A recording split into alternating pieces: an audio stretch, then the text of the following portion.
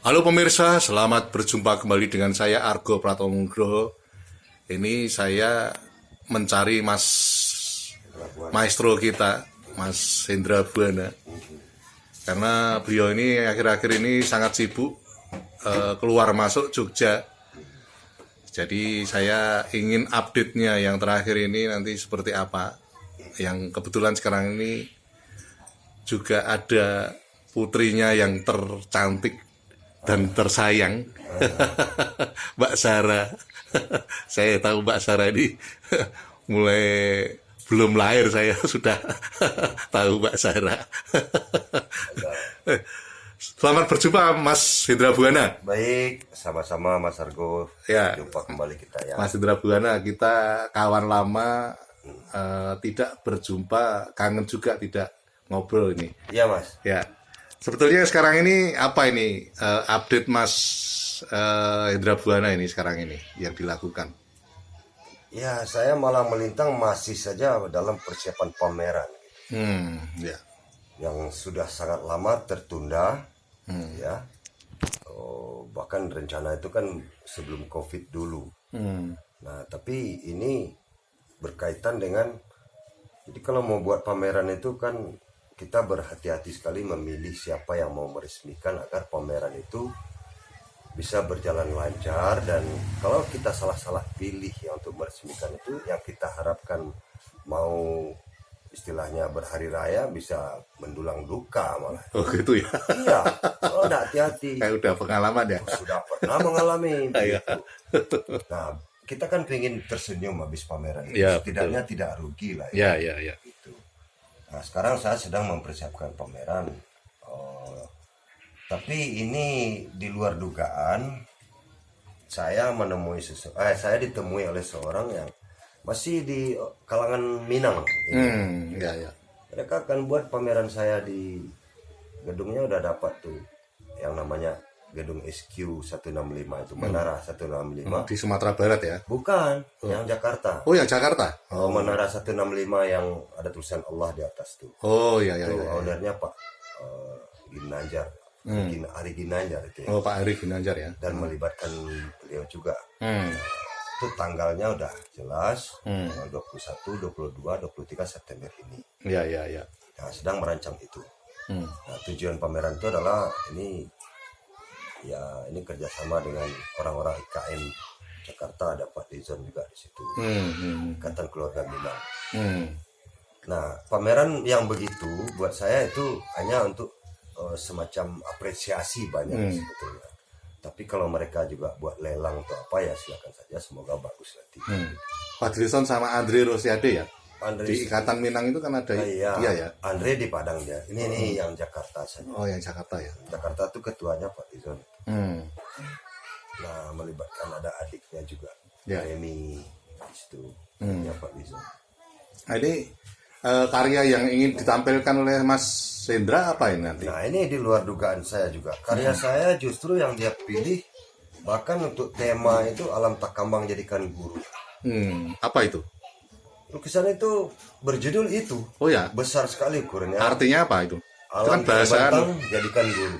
Oh, alam terbentang dijadikan guru. guru. Oh, sebagai guru ya. Kalau bahasa Minangnya alam tak kambang jadikan guru. Karya itu ada. Ya itu kan bahasa Minang ya. Itu Bahasa Minang yang itu. cepat itu tadi. Betul. Karya itu ada di Sumatera. Mereka suruh bawa ke Jakarta. Temanya udah dikasih itu. Ya. Nah, saya punya judul karya itu. Ukuran 3x12 meter lukisan itu. Ya. Sebagai ikon dari pameran itu. Dan juga ada saya punya karya Batra ukuran 5,5 meter. Karya 3 dimensi yang sifatnya karya instalasi. Nah, itu dipamer nanti di lantai bawah gedung itu. Nah, itu di tanggal 21 sampai 23 September ya? Hanya 3 hari September ya. September ini. Tahun ini ya. Bulan, iya 2 bulan lagi. Ya. Artinya sebelum pemilu toh itu. Iya, pemilu November kan. Iya. Nah, semoga terlaksana dengan baik lah. Ya. Nah, di samping yang pameran yang terbengkalai lama ini juga itu akan, bahkan kalau bisa saya malah lebih duluan. Ya, saya tergantung saja nanti mana yang duluan aja saya. Iya, iya. Duluan ya. Jelas ini tanggalnya udah jelas. Iya. Nah, jadi lagi-lagi kalau pameran untuk tunggal, pandai-pandailah memilih Iya. untuk siapa yang meresmikan itu. Karena apa? Suksesnya pameran tunggal itu, pameran ya itu tergantung siapa yang meresmikan. Nah, berbagai macam cara. Ada orang bisa dalam 2 jam aja bisa meraup untung yang sangat besar ya. Iya, iya, iya. Karena apa? Dia pilih karya, pilih itu. Nah, kalau harga 500 juta satu karya, kalau kali 20 karya udah berapa itu kan gitu. Iya, betul. Nah, saya belum sampai yang demikian. Saya masih berkisar 200-300, harga yang real begitu saja. Ya. Terakhir Mas Hendra, karya yang ingin Anda tampilkan nanti seperti yang apa itu nanti? Artinya yang tetap yang abstrak yang ada pohon-pohonnya segala itu, atau yang Begini, saya menyesuaikan ya. Sekarang cenderung ini kan zamannya milenial gitu. Jadi karya yang milenial itu yang bagaimana sih kan itu kan Iya, yang iya, bertanya. iya. Nah, kalau menurut penglihatan saya, yang saya lihat karya-karya yang milenial itu ya menyesuaikan dengan kalau secara tema, situasi dan kondisi yang sekarang ini. Nah, kemudian secara bentuk dia cenderung banyak ke mengabstraksikan bentuk-bentuk dari segala macam yang bisa dirangkum jadi satu gitu. Terus dari segi warnanya itu saya lihat lebih cenderung warna-warna yang strong cerah-cerah ya. Kecenderungan karya sekarang. Nah, bukan berarti yang lama juga nggak ada yang cerah, ada, tapi keberanian itu lebih sekarang ini. termasuk karya kaligrafinya ada nggak? Ya, karya kaligrafi jelas. Kaligrafi itu kan hanya temanya kaligrafi. Iya, iya, iya. Secara pembuatan itu dia sangat kontemporer, milenial sekali Iya. karya itu. Tidak harus secara letterlek kaligrafi ya, toh? iya. Jadi biarkan aja mengalir gitu karya itu bagaimana. Nah, tapi yang penting kita punya wilayah, ciri khas kita harus ada tetap gitu. Oke.